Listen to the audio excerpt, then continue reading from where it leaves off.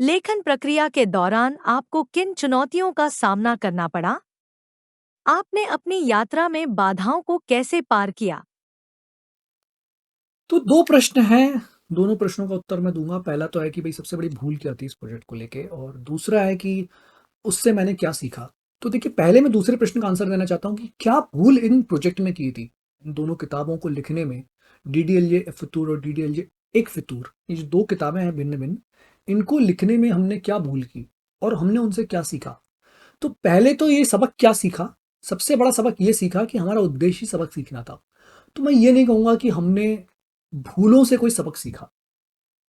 तो मैं पहले भी बता चुका हूँ कि इस किताब को लिखने का उद्देश्य एक ही उद्देश्य ये भी था कि एक प्रोडक्ट को अगर आप लॉन्च करते हो तो उसकी मार्केटिंग कैसे करते हो और उससे मार्केट स्टडी कैसे करते हो और एक प्रोडक्ट को क्रिएट कैसे किया जाता है। तो ये जर्नी को देखना ही उद्देश्य था और अगर इस जर्नी को प्रोडक्ट को डेवलप करके अंत तक पहुंचाना इस प्रक्रिया को सीखना ही उद्देश्य था तो उससे सबक क्या लोगे?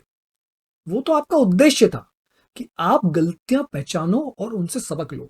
तो मैं ये नहीं कहूंगा कि इन दोनों प्रोजेक्ट में जो कुछ कमी पेशी रह गई थी उससे मैंने क्या सबक लिया। मेरा तो उद्देश्य ही ये था कि इन प्रोजेक्ट को पूरा करो जिससे कि सबक मिले। तो अब बात करते हैं सबक गलतियों की। क्या भूल इन प्रोजेक्ट में हुई कि अगर तो पहली भूल तो मैं ये कहूंगा कि मैं क्योंकि मेरा प्रथम प्रयास था तो मुझे ये समझ में नहीं आया कि बहुत सारी चीज़ें टाइप करने की आवश्यकता नहीं है। खास तौर से मैंने हिंदी की जो कहानी लिखी थी सबसे पहले, उसको मैंने कागज़ पे लिखा या मैंने उसको टाइप करवाया। मुझे बाद में रियलाइज़ हुआ कि ऐसे भी ऑटोमेटेड टूल्स होते हैं कि आप बोल लो और आपकी ऑडियो जो है वो टेक्स्ट फॉर्म में कन्वर्ट हो जाए। तो मुझे लगता है कि बहुत सारा बहुमूल्य समय शायद बच सकता था, अगर मैंने थोड़ी-सी बुद्धिमत्ता दिखाई होती और टाइपिंग स्किल्स मैंने आउटसोर्स नहीं की होती या खुद नहीं किया होता और हमने किसी तरह से ऑटोमेटेड टूल्स का यूज़ कर लिया होता तो। ये गलती हमने इंग्लिश किताब के वक़्त नहीं की। तो हिंदी से जो गलतियाँ सीखी थी वो हमने इंग्लिश की स्टोरी लिखते वक़्त सुधार ली। इसके अतिरिक्त 2 और बहुत बड़ी गलती मैं कहूँगा कि पहली तो ये थी कि ये नहीं पता किया कि आईएसबीएन नंबर जैसा भी कुछ होता है और उस नंबर को अगर किताब पे ना लिखा जाए तो आपको उसको लिस्ट करने में, आपको उसको मार्केट में उतारने में बहुत सारी समस्या आ सकती हैं।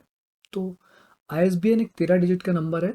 भारत में राजा राम मोहन राय नाम की एक संस्था है जो कि आईएसबीएन नंबर इशू करती है। तो अगर आप कभी कोई किताब लिखना चाह रहे हैं तो सबसे पहले 13 डिजिट का आईएसबीएन नंबर ले लीजिए, जो कि सामान्यतः निःशुल्क उपलब्ध होता है और प्रत्येक कहानी के ऊपर, प्रत्येक किताब के ऊपर उसको प्रिंट होना आवश्यक है।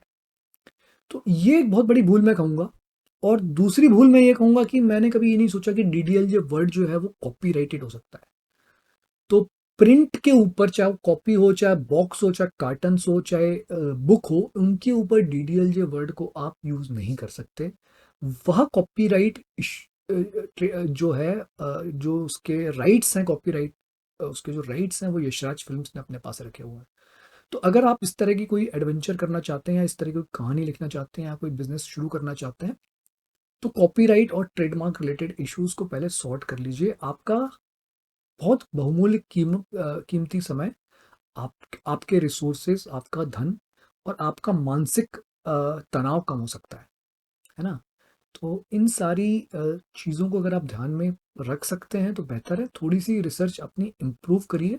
उसके बाद अ, हटके जो प्रयास हैं, उसके बाद आप इस तरह के हटके कुछ प्रयास को लीजिए। तो इन भूलों को मैं कहूँगा कि अ, कुछ भूलें नौसिखिया पने के कारण हुई हैं, कुछ दूरदर्शिता की कमी के कारण हुई हैं और कुछ पे मेरा वश नहीं था, भाग्यवश भी हुई हैं।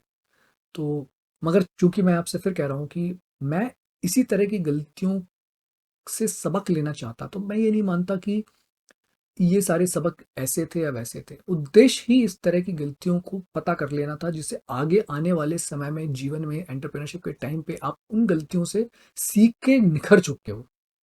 तो वो उद्देश्य था, इसीलिए मुझे बड़ी खुशी है मैंने ये जो गलतियाँ की और इनसे पार पाया।